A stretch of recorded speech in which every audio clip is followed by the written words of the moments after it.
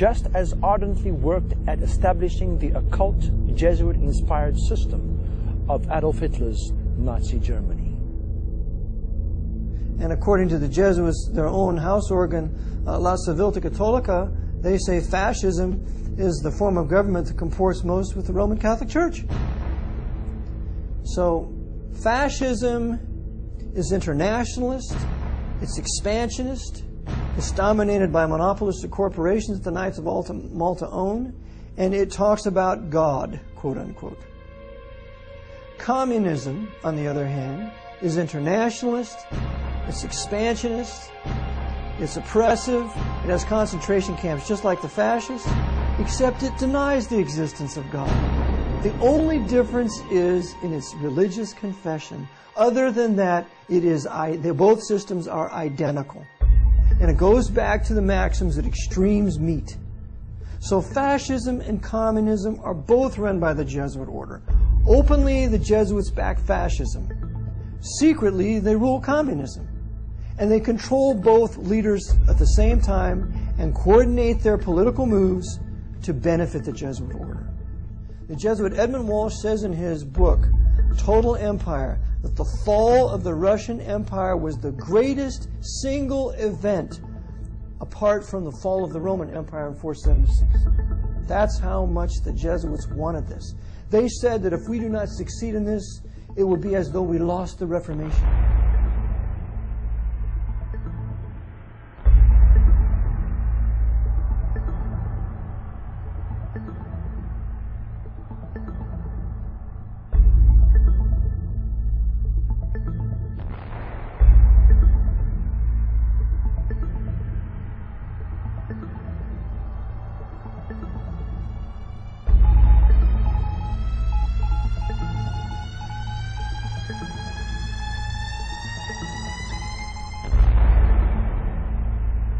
World War II was an opportunity that Rome could not afford to bypass.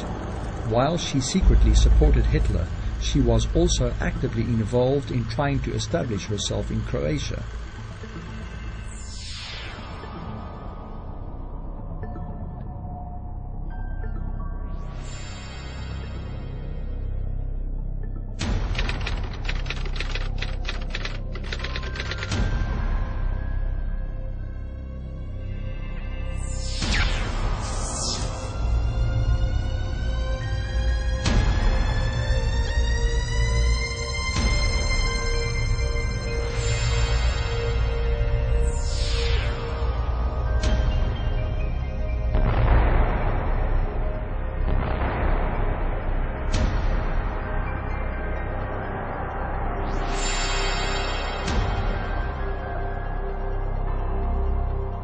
One-third of the Serbs we shall kill, another we shall deport, and the last we shall force to embrace the Roman Catholic religion and thus melt them into Croats.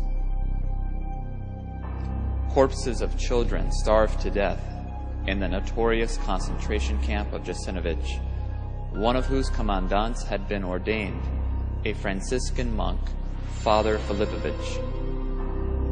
Ante Pavlovich, President of Croatia, during World War II, wanted by Yugoslavia for the killing of 700,000 Serbs and Jews during his 3.5 years as the Axis Viceroy. Until now, we have worked for the Catholic faith with the prayer book and with the cross. Now the time has come to work with rifle and revolver.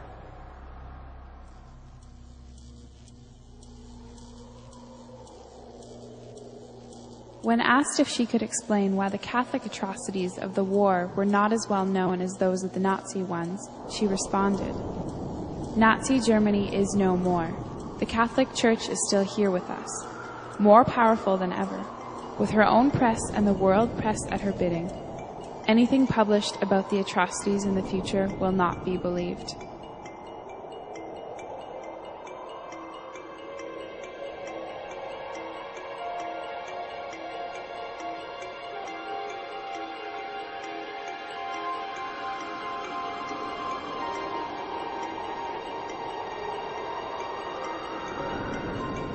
The course of war, regardless of the victor, was simply another stage in the process of fulfilling Rome's ultimate secret agenda. The world wars had long been part of the layered strategy formulated within the silent confines of Jesuit-controlled secret societies. Albert Pike and Mazzini were used by the Jesuits then to design 3 world wars to restore the Pope's universal power in the earth. And some people deny the existence of that letter. And we have to remember that that letter was on display at the British Museum for many years until somehow, some way, it just disappeared. So indeed they did design 3 world wars, and those wars were calculated to do that in the end, make the Pope the universal monarch of the world.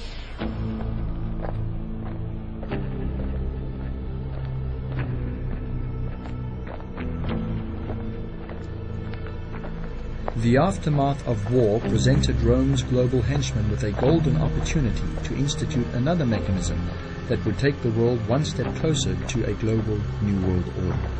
Spiritualists such as Theosophy's New Age prophetess Alice Bailey and world thought leaders such as Robert Muller, Teilhard de Chardin, Arthur Balfour and Hess had long predicted the coming of an age of global peace that would prepare the way for the coming of the New Age Christ.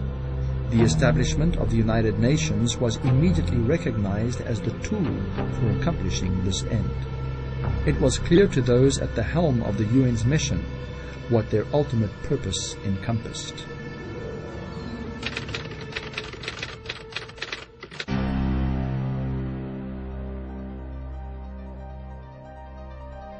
Now this is a very interesting man, Robert Muller. He's the former Assistant Secretary General to the United Nations, but he is today the mover in the spiritual field within the United Nations. He's also called the Prophet of Hope of the United Nations. He wrote, "We must move as quickly as possible to a one-world government, a one-world religion, under a one-world leader." The leading influence on their spiritual awakening was again Pierre Teilhard de Chardin. You remember who he was? Jesuit priest. See, they have Catholicism, the Jesuits, the top movers in the United Nations. Now, what did Robert Muller, the former Assistant Secretary General, have to say? He wrote, "Teilhard de Chardin had always viewed the United Nations as the progressive institutional embodiment of his philosophy." Teilhard wrote, "Although the form is not yet discernible, mankind tomorrow will awaken to a pan-organized world." And Robert Muller writes, "Any Teilhardian will recognize in this the spiritual transcendence which he announced so emphatically as the next step in our evolution.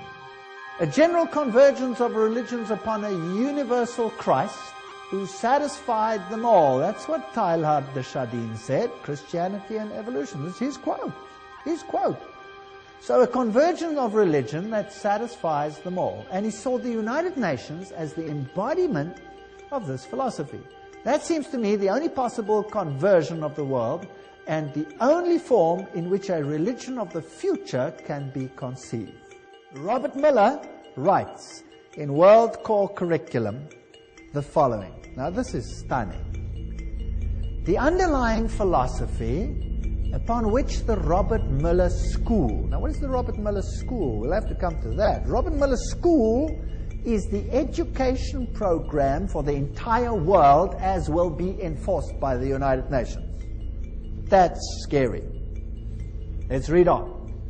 "The underlying philosophy upon which the Robert Muller School is based will be found in the teachings set forth in the books of Alice A. Bailey." Hello? The books of Alice A. Bailey were published originally by Lucifer Publishing Company, which, because of all the flack, they changed to Lucis Trust. Isn't that correct? The school is now certified as a United Nations associated school providing education for international cooperation and peace. Alice A. Bailey claimed evidence of the growth of human intellect along the needed receptive lines for the preparation of the New Age can be seen in the planning of various nations and in the efforts of the United Nations to formulate a world plan. From the very start of this unfoldment, 3 occult factors have governed the development of all these plans.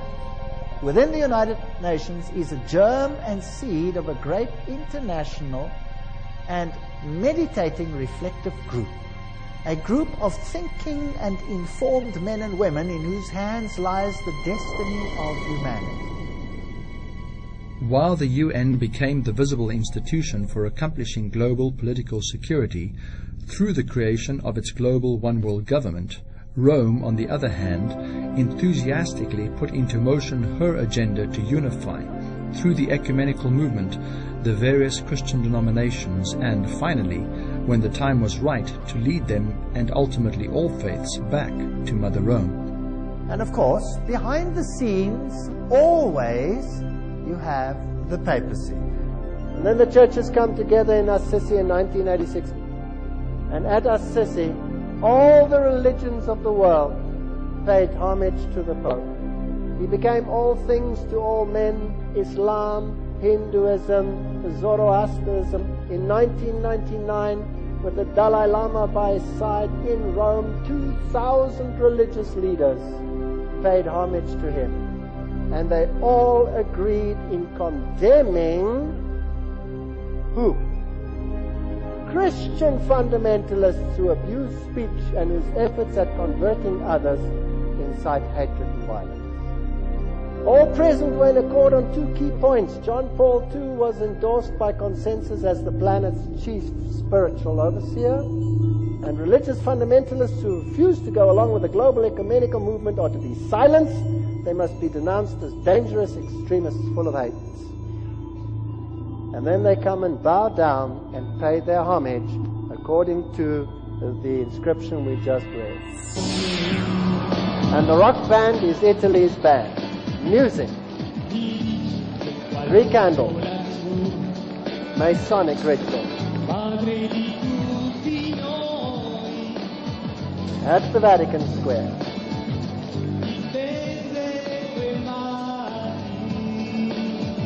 Dalai Lama. The Orthodox, the Muslims, the Eastern religions, sun worship, Zoroastrianism, all of them bowed down to him.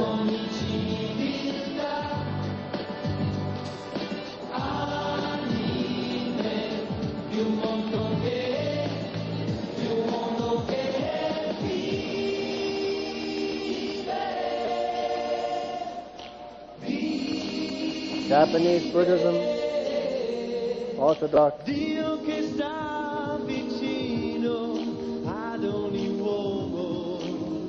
When they do something, they do it well.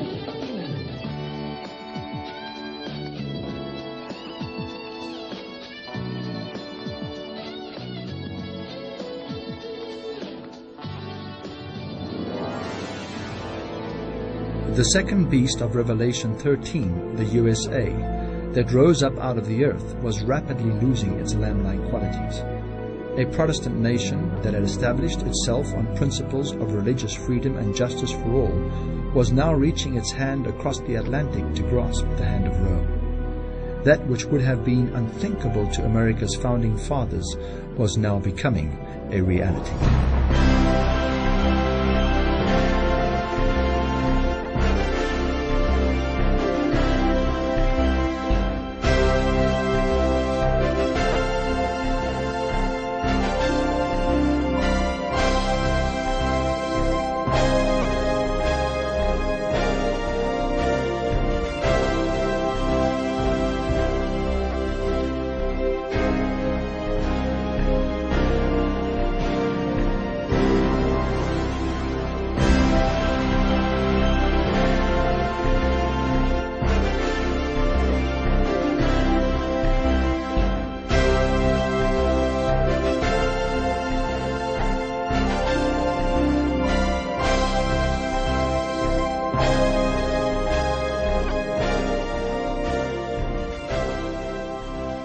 Protestantism shall stretch her hand across the gulf to grasp the hand of the Roman power, our country shall repudiate every principle of its constitution as a Protestant and Republican government. Then we may know that the end is near. When the United States rules the world, the Catholic Church will rule the world. Archbishop Quigley, 1903. There's that book, Justin Fulton, that great author, right? Washington on the Lap of Rome. It was written about 1888. Washington and the Lap of Rome, written by this great preacher, Justin Fulton. And it shows how he calls it Rome and the Potomac, completely controlled by the Archbishop of Baltimore. There was a secret wire between Baltimore